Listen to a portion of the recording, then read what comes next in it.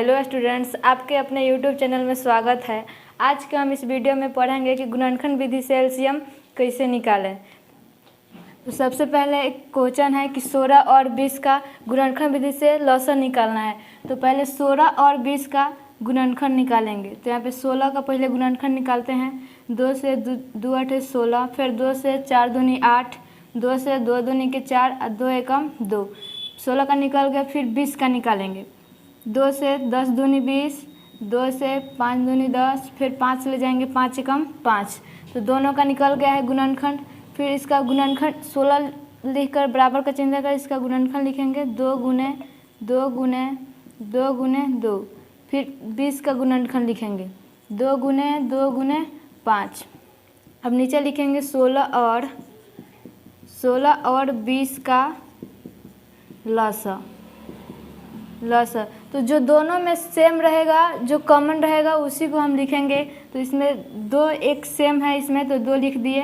फिर उसके बाद एक और 2 दोनों में सेम है तो इसको भी लिख देंगे।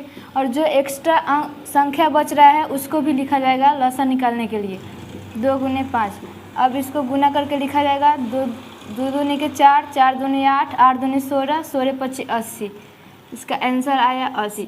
तो इसका गुना आया है 80। तो 16 और 20 का लसा कितना 80 आया है, बन गया। फिर अगला क्वेश्चन देखते हैं। फिर इसका भी सेम टू सेम पहले गुणनखंड निकालेंगे।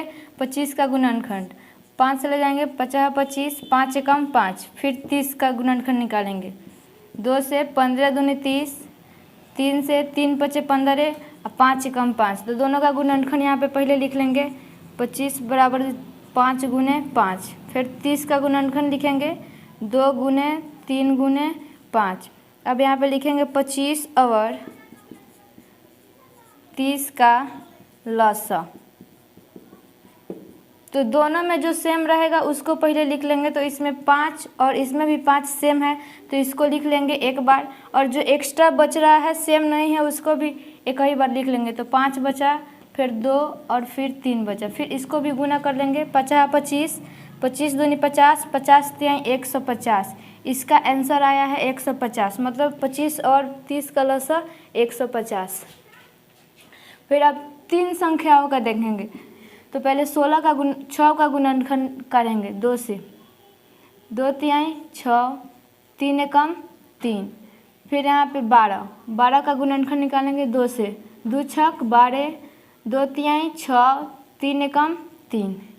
12 का हो गया। अब 18 का निकालेंगे गुणनखंड। 2 से 9 दूनी 18, 2 से नहीं जगह 3 से 3 3 का 9, फिर 3 एकम 3।